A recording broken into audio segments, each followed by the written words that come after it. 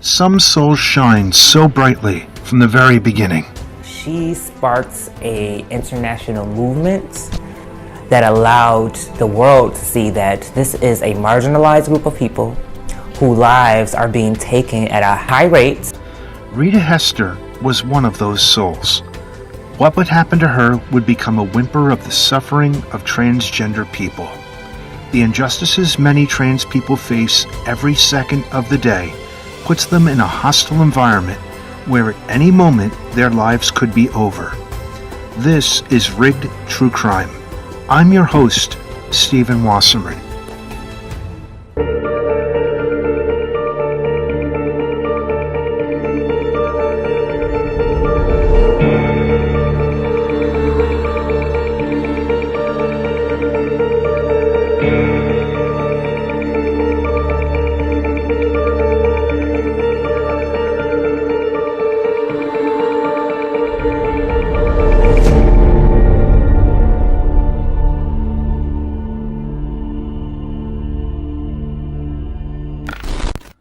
Born on November 13th, 1963, in Hartford, Connecticut, she knew who she was from a young age. In a world that often tries to force us into boxes, Rita's spirit was simply too big to be contained. She was a black transgender woman, and she lived that truth with a courage that many of us can only aspire to. You know, whenever she was around, life was definitely better and just more special, and she made everything more special. Her journey was not one of hiding or shame, but one of blossoming into the beautiful person she was always meant to be. This foundational self-knowledge became the bedrock of her vibrant, though tragically short life. What made Rita's early years so remarkable was the love and acceptance she found right at home. I just wanted to read a poem that Rita wrote the year that she was lost. So Rita says, "Look to me, my family, and do not despair, for I am with you when you are lost and when you are in fear." Her family, particularly her sister Diana, saw her for who she was, without question or hesitation. There was, as her sister recalled, no issue whatsoever. This is a powerful testament to the unconditional love that every child deserves. In time, when understanding of transgender identities was far from mainstream, her family provided a sanctuary of support. I want people to know that trans people are people. We are humans. We deserve the same rights. We deserve to live and exist. We deserve to not live in fear, to be able to walk out our doors and not live in fear that we won't return home because we are someone was offended by us living our authentic lives. Rita was living fully, pursuing her passions and building a world for herself where she was not just accepted, but celebrated. She created spaces of joy and belonging wherever she went, reminding everyone that community is not about who you are, but how you love and support one another. Her presence was a gift to the Boston community. This is the Rita we must remember, the woman who danced, who sang, who laughed, who brought people together. She was more than just a symbol. She was a living, breathing person with dreams, friendships, and a life rich with experiences. Her ability to foster such a broad and loving community speaks volumes about the power of living authentically. She showed the world that a black and trans woman could be a pillar of her community, a beloved friend, and a beacon of light. Her life was a testament to the beauty of visibility and the strength found in connection.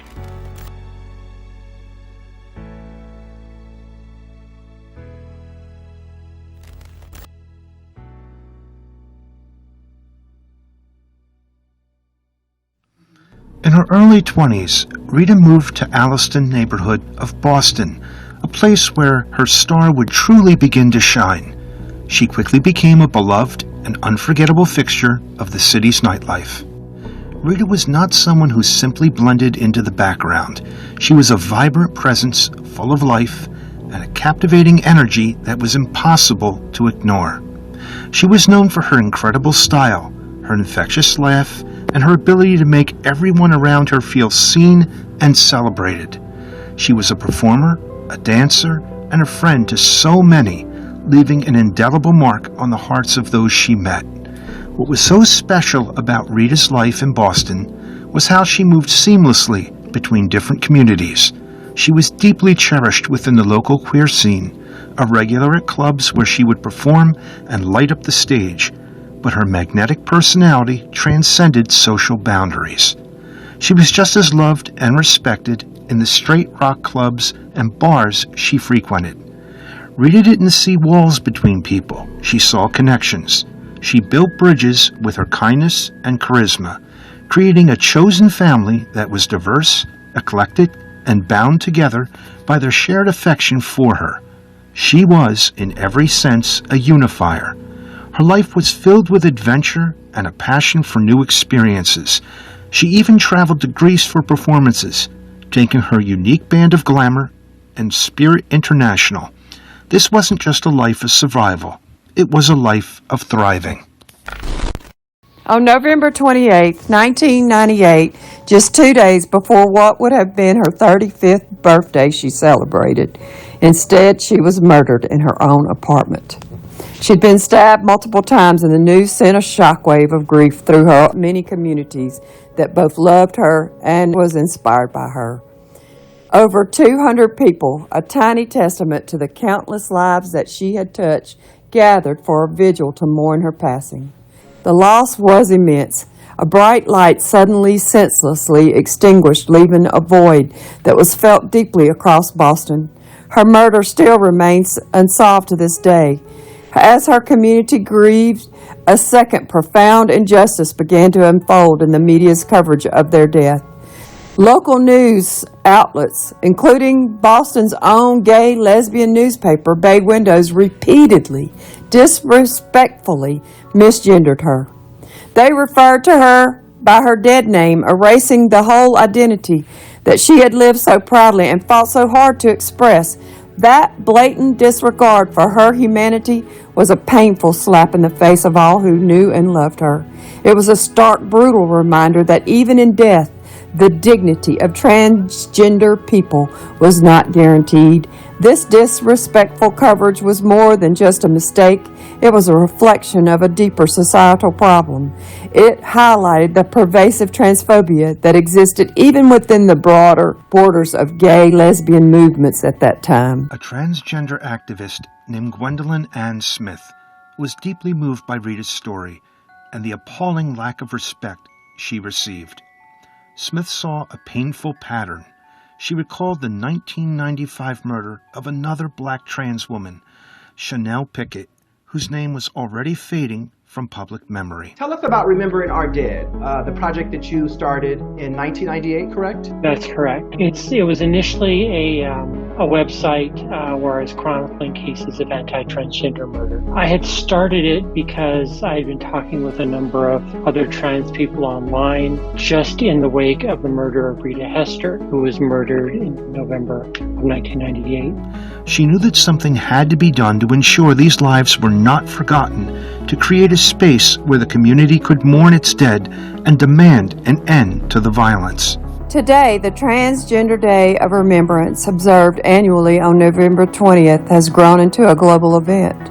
Yet in a tragic irony, Rita Hester's own name is sometimes lost in the sheer volume of victims we now memorialize each year. Rita's death received far less attention and infinitely less respect. The message was clear. A black transgender woman's life was not seen as equally valuable. This dismissal galvanized transgender activists who saw in this tragedy a clear and urgent call to action against the erasure of their community.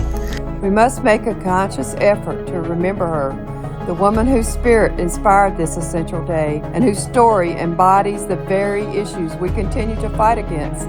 Remembering Rita is an act of resistance. Her story reminds us that remembrance is not passive, it is an active commitment to justice. We say her name, Rita Hester, to honor her life and to fuel our resolve. We must fight for every trans person to have the chance to live with the same joy, community, and authenticity that Rita cultivated. We will immortalize her story. This has been Rigged True Crime. Thank you for watching.